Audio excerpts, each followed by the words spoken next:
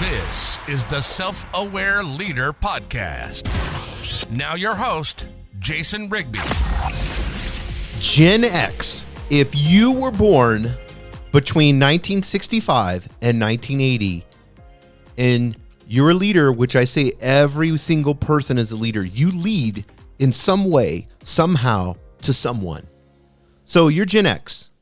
Or maybe you're interested in Gen X, or you want to better understand. Maybe you're a millennial and you better want to understand your boss because they're a Gen X boss.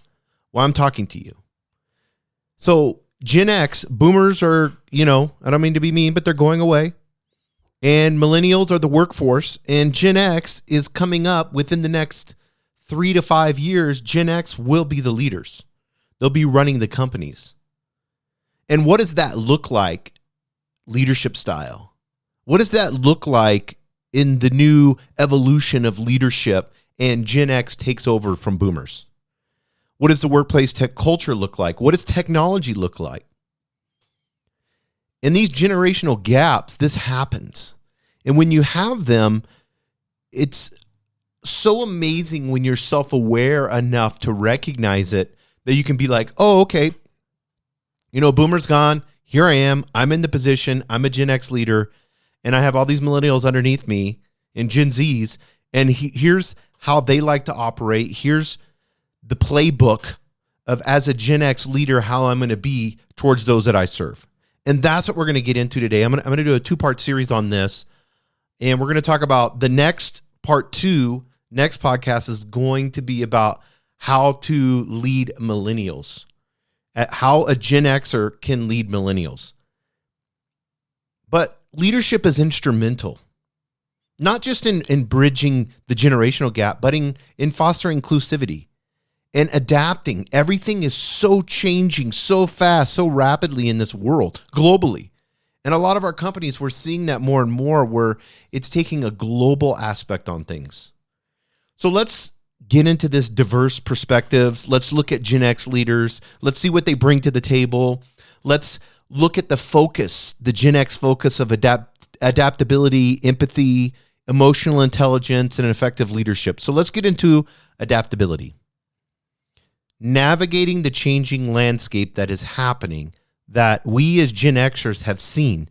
We witnessed significant technological and economic and social changes. Like crazy. When we were a kid, millennials, listen to this, or Gen Zs, if you're Gen Z, I want you to understand this so that you know like a little bit about your parents. We went from not having any technology to just being outside playing with our bikes all day long because our parents didn't helicopter parent us. Boomers didn't helicopter parent. They didn't baby. You didn't get anything. And I don't mean to be mean, but it's almost like Gen X kids were kind of like left on their own to survive for themselves. And this sounds so weird if you're younger, but they would literally leave us without a phone, without nothing, wherever we wanted to go. I remember playing outside way far away, not even close to the house, being with friends, 10 streets down, 20 streets down, walking 5 miles to a certain park and playing basketball. And my parents had no idea what I was doing or where I was at. And I would come home right when it would get dark. And then there would be dinner left over, and I would eat that really fast and then watch TV and go to my room because cable TV was all that there was. You had cable TV. You didn't have TVs in your room unless you were rich. You had 1 or 2 TVs in the house, and they were like 17-inch or 19-inch. And it was cool if you had a 19-inch like Sony Trinitron. And we had video games, Nintendo, Sega, all of that. And that started, and so we began to play video games and all that stuff. But you have to understand, we grew up when technology was just starting out, just coming on the scene. And we've seen things adapt so fast, and this snowball of technology go from nothing to an iPhone, from nothing, to a computer, from a computer to a laptop and a tablet. Technology's been kind of slow when it comes to, if you look at it in the past 10 years, really what's changed on the iPhone in the last 10 years, last 5 years, just better cameras, better screens, blah, blah, blah. But nothing that's like shook the world. I think AI is doing that. I think artificial intelligence is shaking the world right now and will be just as important as like the internet. And we're going to be amazed at how fast it's learning and how quickly it grows. And that's another podcast. But we witnessed not just technological, but economic. I mean, the boom of, you look at the stock market from the 70s to now and see the boom in what happened and all the boomers working, the baby boomers working.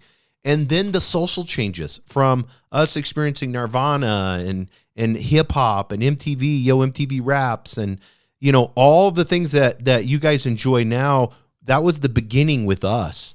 Like the punk scene, the hardcore heavy metal rock scene, or if you're in the rap, hip hop, whatever it was, these things became videos, music videos became really important. Tape decks, CD players, all of those things, huge social changes. And so we Gen X leaders, and we need to understand this, we possess a high level of adaptability and resilience. Our younger generation hasn't developed that yet. And I'm not being mean when I say this, but because one person's trauma, if it is at a 10 to them, whatever that is, whether it was their coconut milk didn't get put in their latte exactly right, and that's a 10 for trauma because that's the worst thing that's ever happened to them in their life. Your adaptability and resilience comes from the experiences you've had to overcome and suffer through. And we have that in Gen X, and that's what makes us great leaders. So what does it look like when we embrace adaptability? Well, I think number one, we need to not fight new technologies. And we need to understand boomers did awesome, great, love my parents, grandparents, everything was awesome with that, but we have a new management style. And everybody changes their management style as it goes through generations. And we need to look at that management style and what that looks like for us and define it and gain clarity on it as a Gen X leader. Because I feel like we can be more effective and evolve and adapt more than our previous generations just because of our adaptability. So if we want to cultivate adaptability, one, we need to be open to change and continuously learn new skills. Gen Xers have a learning mindset. Always learn, understand, get books on millennials and Gen Zs. Understand those that you lead. You have the ability to be able to learn. We get Gen Xers get on the internet and we learn a ton. We're constantly learning every single day. So continuously learn new skills. Number two, foster an environment of innovation and creativity in those that you work for, in those that you serve, in your teams. Foster this environment. Embrace creativity. Show the latest Louis Vuitton video on YouTube. Watch a Chanel fashion show. Get and look up, a modern art museum in New York and show how somebody creates, the specifics on how a painting was done, in a certain time frame, how Picasso painted or whatever. Embrace creativity. Allow this younger generation, Gen X, to express themselves in their creativity because that's what they're good at. And they love social norms. They like rules and regulations. Millennials and Gen Zs like this. And they, in turn, want to have an environment that's, number one, safe. Security is number one for a millennial. But they want to have an environment where they can express their creativity. And that's a huge ROI, return on investment, if we want to look at it in that way. Because when we're being extremely creative and out of the box, we're creating something that has maybe not been seen as much, maybe kind of rare. And in that process of that person being creative, it's going to create an environment, whether it's with a client, a customer, another leader, whatever that may be. It's going to create an environment of a thought process of, oh, we could change this. Or, oh, that's a great idea. Let's do it this way. Why didn't we think customer service like this, this, and this? So an environment, foster an environment of innovation and creativity. Third, encourage collaboration and communication across generations. You're good at this, Gen X. Now you need to encourage this with the younger generation. What does collaboration and communication look like? And you've got to make sure that this is a two-way street, because the younger generation is only good at communicating on technology. Face-to-face, they kind of suck at it. I mean, look at the dating and all that stuff. They'll text 100 million times, never have talked on the phone, and hadn't seen each other. They'll text for 2, 3, 4 weeks before they even meet up on a date, and then it's super awkward. Watch these young people when they go on a date, and you'll see what I'm talking about. So what does communication look like? You've got to teach and get them to get comfortable, not just communicating on Slack and through emails and through text messages, but communicating face-to-face. And that just takes time, and that takes you with the communication, creating a safe environment. And next is embracing diversity and inclusivity. Some of you politically may not like these words, diversity and inclusivity. Some of you love them. These two words have been used politically. I'm not talking about left wing or right wing. I'm for throwing the whole bird out. This is not what I'm talking about. I don't want you to tune me out because you didn't like the words diversity or inclusivity. And I don't want others getting all super excited because Jason's talking about diversity and inclusivity. I'm talking about it in a more spiritual way that transcends, an eternal way that transcends any stupid politics. Diversity is so important in teams. You always need to ask, who should be in this meeting? Who has a diverse opinion? Don't shut those people out. Boomers did that. Boomers liked everybody to have suits on, white shirts, black ties, everybody looks sharp, everybody's the same. What does diversity look like? Have people from all, you have the opportunity now where you can hire people all across the world. Super simple. You can have a developer for your software company. You can have developers all across the world, and I encourage you to do that. And Zoom them. And once a year, bring them in. Spend the extra money and fly them in. And let them have a great time here in the United States. And show them around and spend time with them. Diversity and inclusivity. We're human. All of us are human, guys. Our job as a leader is to show love to a human. Stop shortcutting all of this and getting caught up in the hype. Who cares? At the end of the day, who cares about what the right is saying or what the left is saying? Because in majority of the world, that's not a concern. It's just a human that's trying to earn money and work really hard and express themselves for who they are. Let people express themselves. To you, it may be wrong. Who cares? Not to them. Don't go against a person's free will. Understand, we need diversity and inclusivity. We need a global perspective on things. It's only going to help you. It's going to help your business tremendously. It's going to help you as a leader to be able to understand. So get off the politics, guys. Stop with all of that. We've got to get off that train. It's not healthy. It's toxic. The politics stuff is so divisive. And it's going to once somebody kind of knows where you're at, then word spreads around and you've created a 50-50 or 60-40 or 70-30 split. And some of your employees are going to hate you, and some of you've got to go against this stuff. You got to tell your team. Sometimes I'm going to sound like I'm right wing, and sometimes I'm going to sound like I'm left wing. Sometimes I'm going to sound like I'm an anarchist. Sometimes I'm going to sound like I'm ultra conservative, and sometimes I'm going to sound like a liberal. You know why? Because I don't care about any of that stuff. So none of us are going to label here. Nobody is a conservative when they work here, and nobody is a liberal when they work here. We don't bring our political ideology into work. We treat each other as a human, completely equal. We are all one here. And we are here to do a job. And in that job, there is no room for division or politics. Because if we have unity here, that politics bullshit that has been put out there is just to divide us, to separate us, to make us get so caught up in that we don't see the real garbage that's going on around us. Think about that. It's like, I always say this, politics to me is like WWE or WWF. If you're from it's pretending. One guy it's all criminals that put different masks on or a suit per se.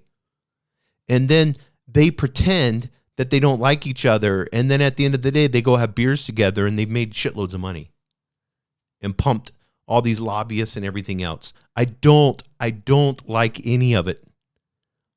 I think it's super toxic, guys. Super toxic. Don't fall into the trap. If you listen to podcasts and you like certain people, maybe you get super pumped and watch MSNBC, or you get super pumped and you watch Fox News. It's toxic, guys. It's not helping you as a leader. You've got to have love to a human. Whether they have purple hair or whether they wear a suit and have super short military haircut, it doesn't matter. They're just a human like you are.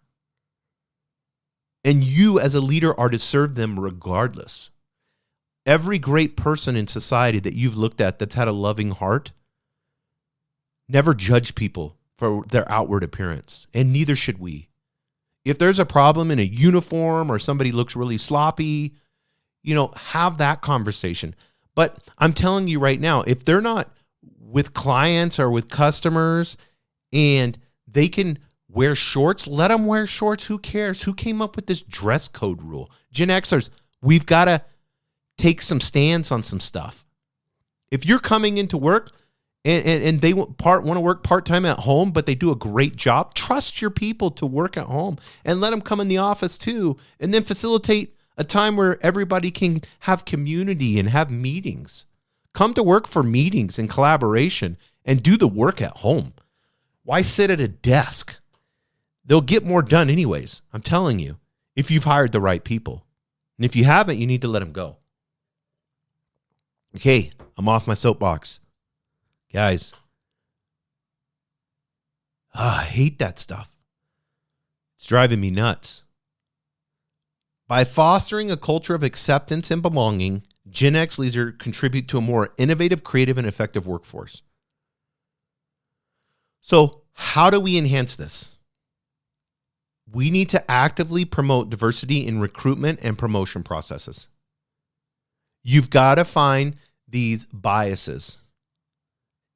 And this is where you become a self-aware leader. You need to find them inside of yourself.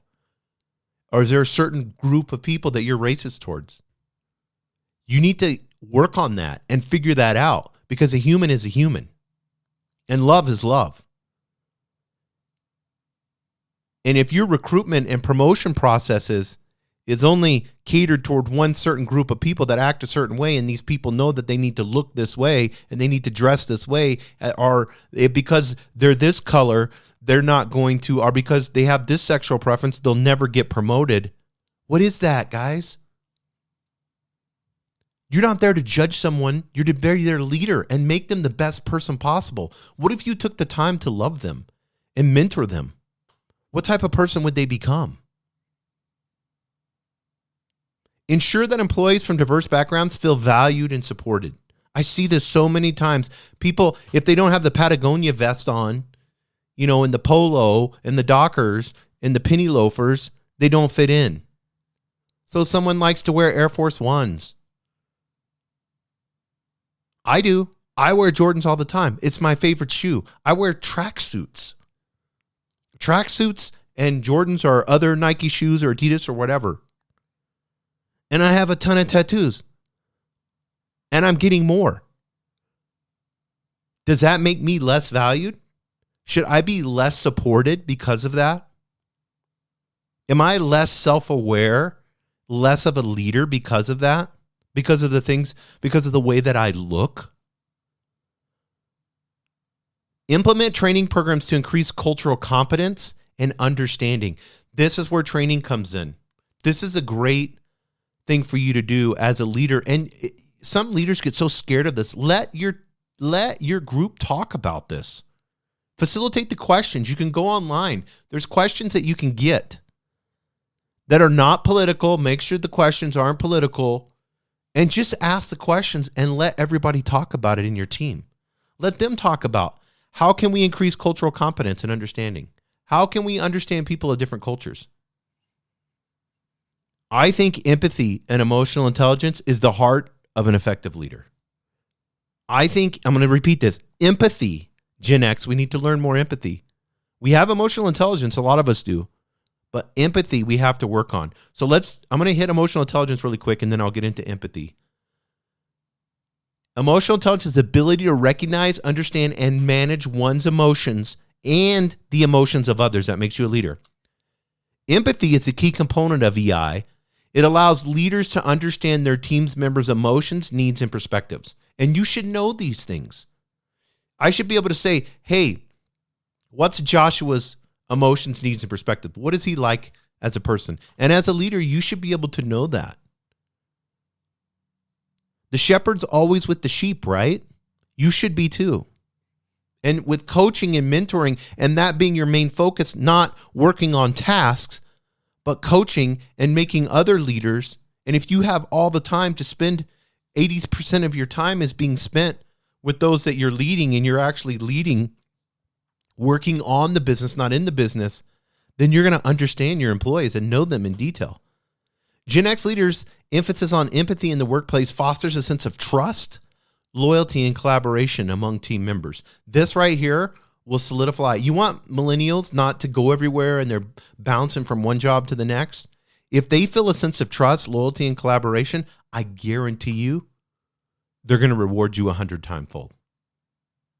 So how do you strengthen empathy and emotional intelligence as a Gen X leader? Number one, practice active listening and strive. The word strive, work towards understanding others' perspectives.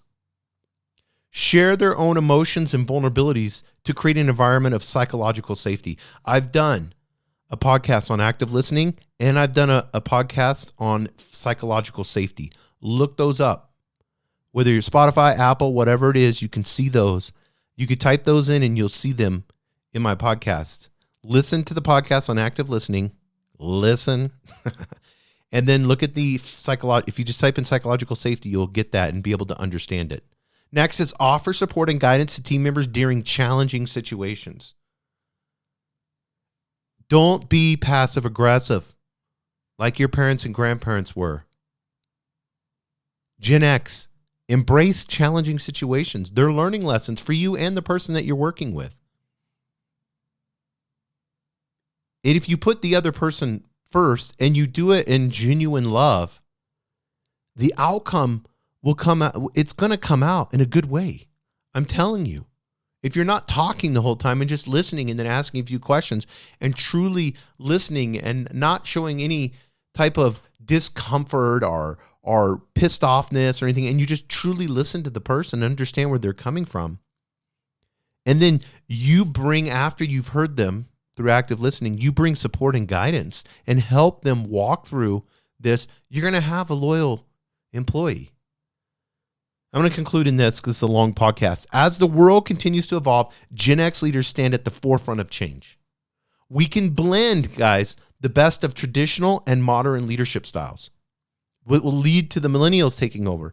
We're going to take traditional and modern and have that blend, and then they're going to change it in their generation.